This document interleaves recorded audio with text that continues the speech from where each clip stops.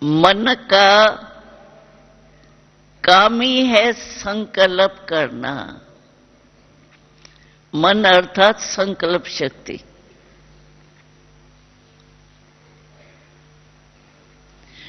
अगर हम श्रेष्ठ संकल्प करते हैं बाप के याद का, तो हमारा कर्म सफल हुआ ही पड़ा है। होगा या नहीं होगा ये सवाल ही नहीं, क्योंकि परमात्मा की प्रकाश मिलती है, शक्ति मिलती है, खुशी मिलती है। और खुशी में आप देखो काम कितने में होता है। और मुरझाया हुआ होगा, कोई घर में ऐसी प्रॉब्लम लेके आया होगा, तो हाथ पांव कैसे चलते। तो कर्म योगी है हम, ये स्मृति रहना चाहिए। सिर्फ कर्म करने वाले नहीं।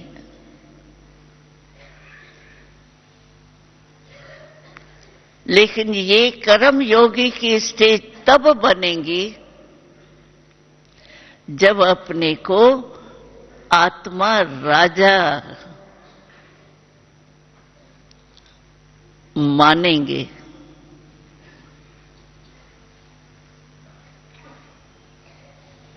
मालिक हूं मैं, आत्मा मालिक है शरीर का। हर कर्मेंद्री का मालिक आत्मा है।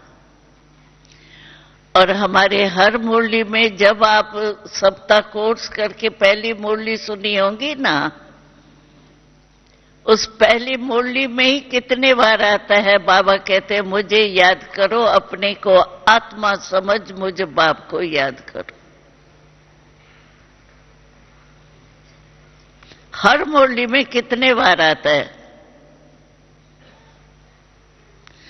क्योंकि आत्मा अनुभव न करने से कंट्रोलिंग पावर, रूलिंग पावर आ ही नहीं सकती। छोटा बच्चा भी होगा, मां होगी, मालिक है मां बच्चे की, तो मां की मानेगा ना। और कोई रास्ते चलते हुए उसको कहे ये नहीं करो, वो मानेगा क्या? मालिक की कर्म करने वाले मानेंगे। डायरेक्टर होता है तो दफ्तर में काम करने वाले सभी मानेंगे उसके। कोई भी चलते फिरते आके कहेगा ये करो, ये क्यों नहीं किया है भाई, फाइल क्यों खोला है, फाइल बंद करो, ये करो, मानेगा क्या?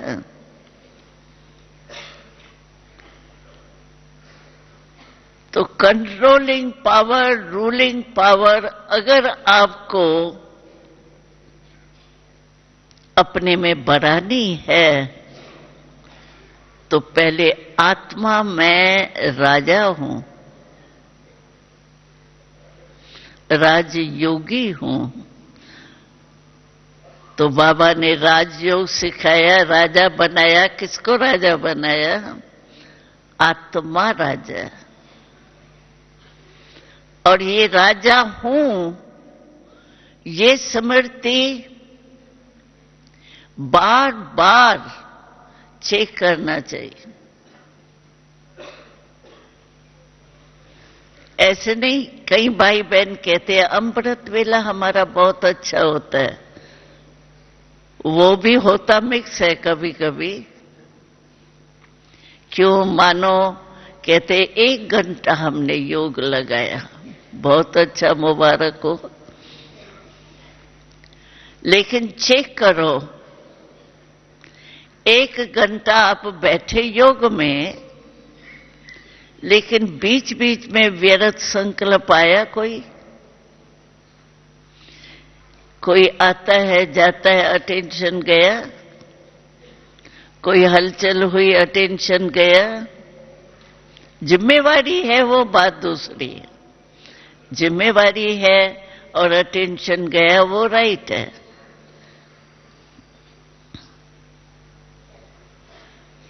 अगर वेस्ट थॉट्स चले या और बातें जो बीत चुकी है वो याद आ गई, वो उस समय के लिए तो वेस्ट हुए ना। तो क्या आप योगी रहे या वेस्ट को खत्म करके फिर आप बेस्ट यानी शुद्ध संकल्प करेंगे?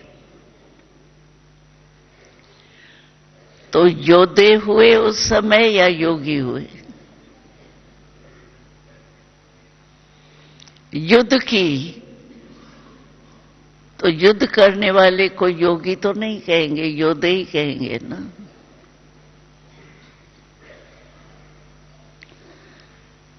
तो योग रहा या नहीं रहा, यानी मैं आत्मा मालिक होके चली या भूल गई,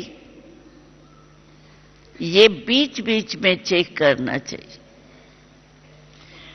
कई भाई यही कहते हैं, हम पहले भी सुना चुके हैं, कई भाई कहते टाइम ही नहीं मिलता है, चेक करने का भी टाइम नहीं मिलता है, मेरी ड्यूटी ऐसी होगी। राइट है, होती है कईयों की ड्यूटी ऐसी, लेकिन हम कहते हैं आप पानी तो पीते हो ना सारे दिन में, 7-8 वारी तो पीते ही होंगे। अच्छा, जिस समय आप पानी पीते, कोई है जिसको पानी पीने की भी कोई मना करता हो? है कोई? कितना भी बिजी हो। अच्छा, 8 बारी आप पानी पीते हो, पानी पीते हो, उसमें 1 मिनट तो लगता होगा।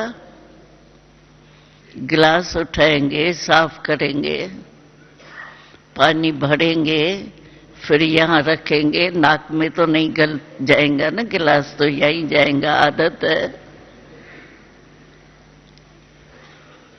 तो क्या वो 1 मिनट में हम कहते हैं, देखो सेकंड लगेगा, मैं आत्मा हूं या शरीर के भान में हूं, ये कहने में कितना टाइम लगा?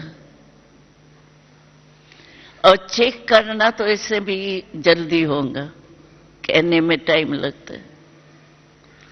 तो क्या उसी समय नहीं चेक कर सकते हो? वो तो टाइम है। कोई है जिसको ये टाइम भी नहीं है तो वो हाथ उठाओ। है कोई जिसको पानी पीने का भी टाइम नहीं है? है कोई? कोई नहीं उठाता। तो 8 बारी भी अगर चेक करो ना, वैसे तो टाइम मिलता है, ये बहानेबाजी है। बाबा ने हमसे एक प्रश्न पूछा था, तो ऐसी बच्चे कौन सी बाजी है जो सबको आती है, बच्चे को भी बूढ़े को भी सबको आती है? वो है बहानेबाजी।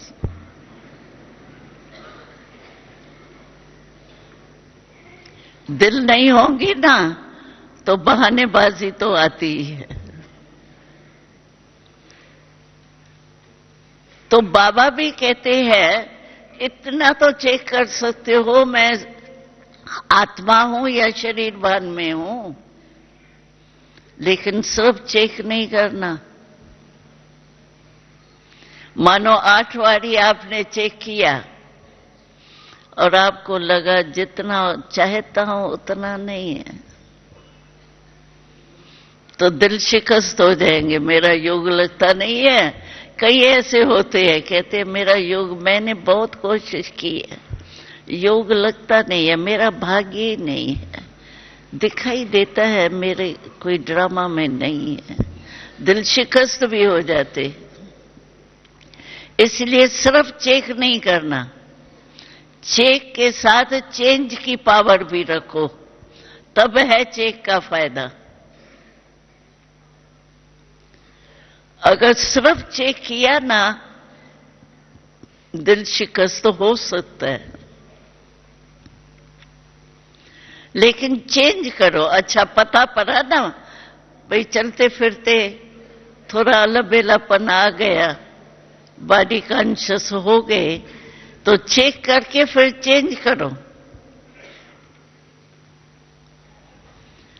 अच्छा बॉडी कॉन्शियस में आ गए, फिर आत्मा की स्मृति का।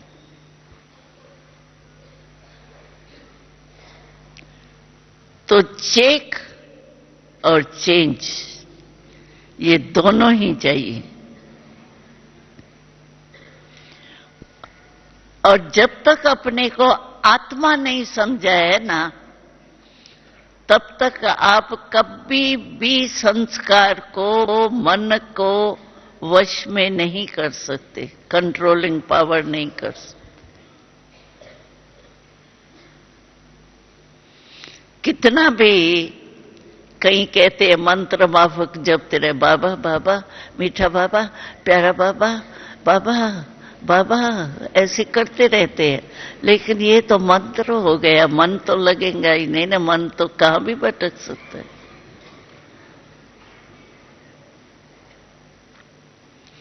दिल से कहे बाबा। इसीलिए देखो यहां दिल वाला मंदिर है। शिव बाबा को कहते हैं दिलाराम। दिल में याद करो आराम। और जो दिल से याद करता है ना, वो कभी भूलेगा नहीं।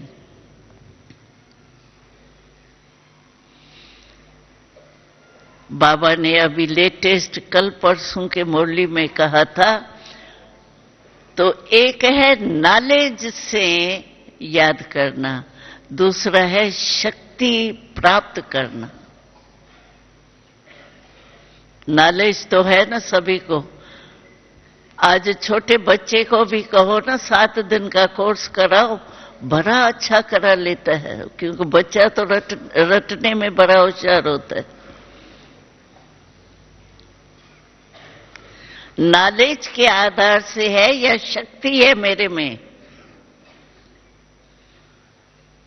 शक्ति होंगी तो परिवर्तन कर सकेंगे, सिर्फ नॉलेज होंगी तो बस मनन चलता रहेगा। हाँ बाबा ने कहा था ये नहीं, ऐसा नहीं, ऐसा करना है, ये करना है, बस वो, या पॉइंट रिपीट करते रहेंगे।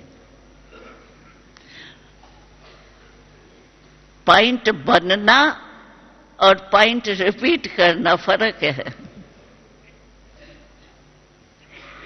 पॉइंट रिपीट होती रहेंगी, लेकिन पॉइंट बिंदी पॉइंट है। तो पॉइंट बनना और पॉइंट रिपीट करना, उसमें अंतर।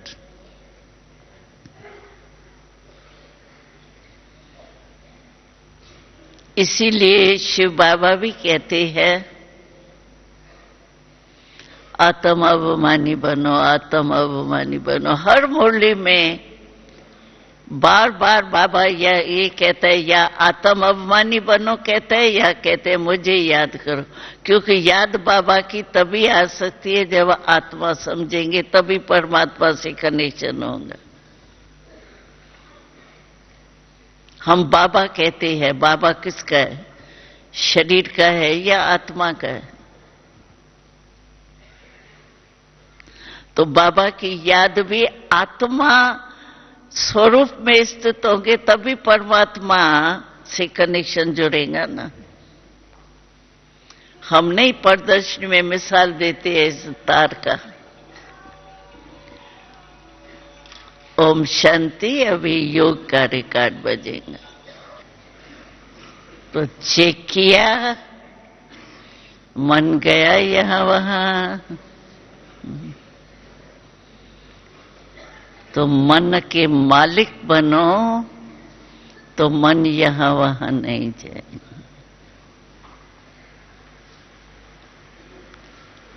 और सदा बाबा कहते हैं, आजकल बाबा का विशेष अटेंशन है हम बच्चों के प्रति। तो हर बच्चे अपने चलन और चेहरे से सेवा करो, क्योंकि वाणी द्वारा सेवा हम करते रहते हैं, लेकिन सभी तक तो पहुंचना थोड़ा मुश्किल ही है।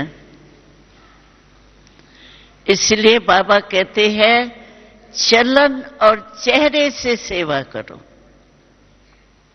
चेहरा कैसा हो?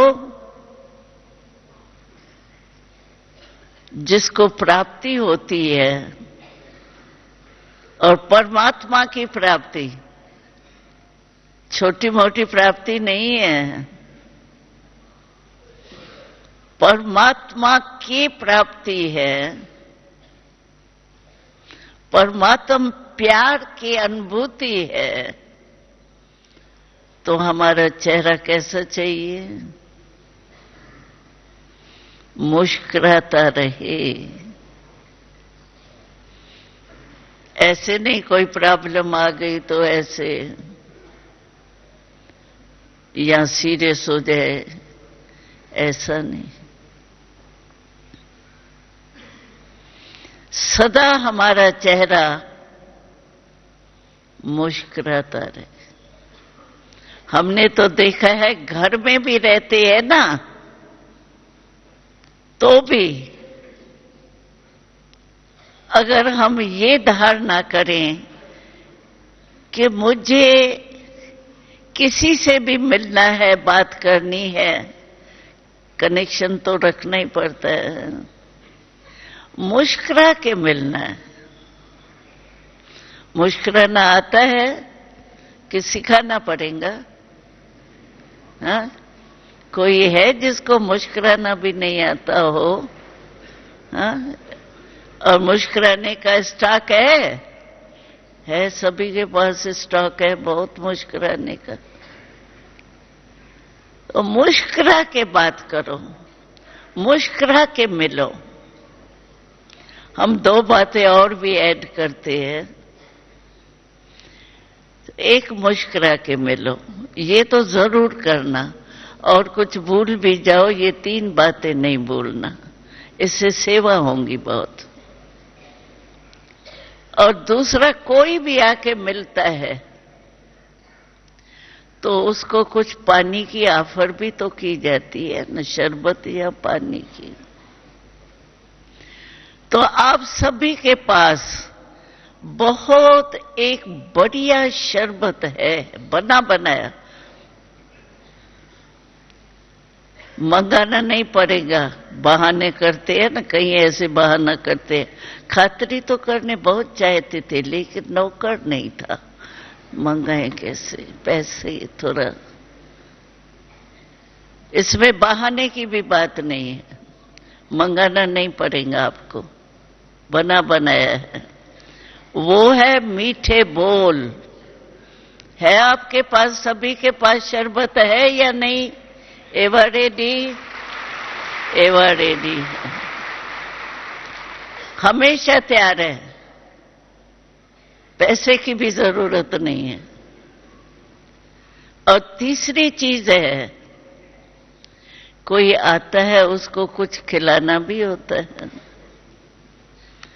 तो आप सबके पास एक मिठाई बनी बनाई है, बनानी नहीं पड़ेगी, मंगानी भी नहीं पड़ेगी।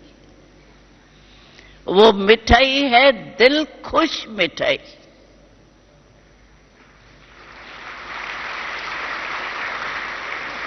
सबको अनुभव है ना दिल खुश का?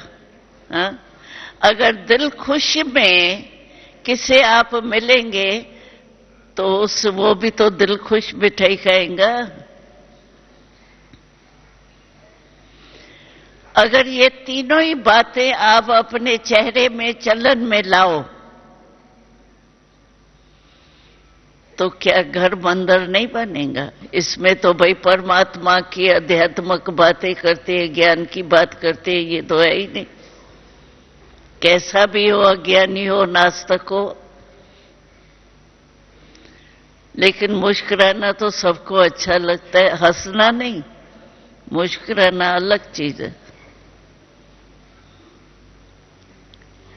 अगर ये तीन ही बातें आपने की ना, तो आपकी चेहरा सेवा करेगा,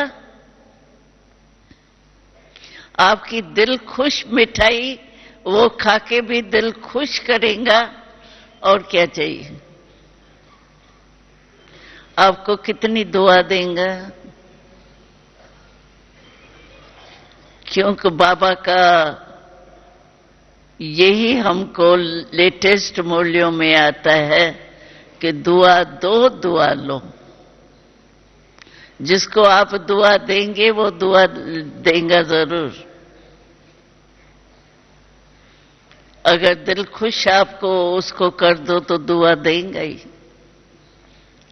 तो ये तीन बातें जरूर आप अपने जीवन में, चाहे दफ्तर में जाते हो, चाहे कोई क्रोध भी करे, आप अपना दिल की मुस्कुराहट, बाहर की बनावटी मुस्कुराहट करेंगे तो वो क्रोध करेगा, कहेगा जानता हूं तुम ऐसा ही। पता तो पड़ता है ना बाहर की और दिल की। कोई क्रोध भी करे, लेकिन क्रोध तो आ गया, ये तो अनुभव सबको हो गया है। कई भाई कहते हैं उसने तो आधा घंटा उल्टा सुल्टा बोला, मैंने सिर्फ एक शब्द बोला। लेकिन आग में आपने तेल डाला या पानी डाला,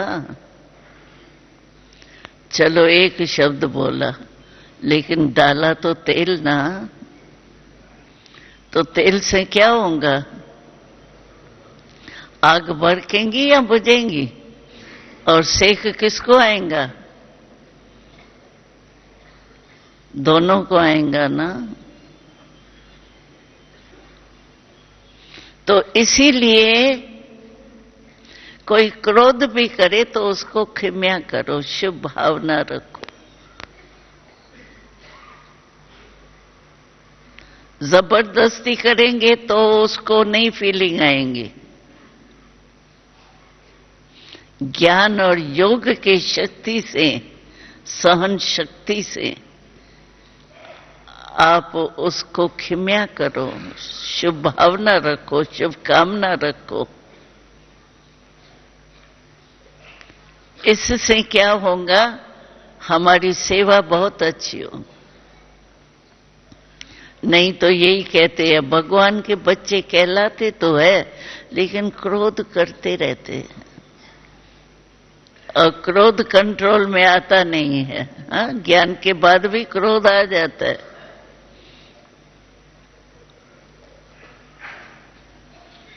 और क्रोध है क्या? हम मास्टर सर्वशक्तिवान है।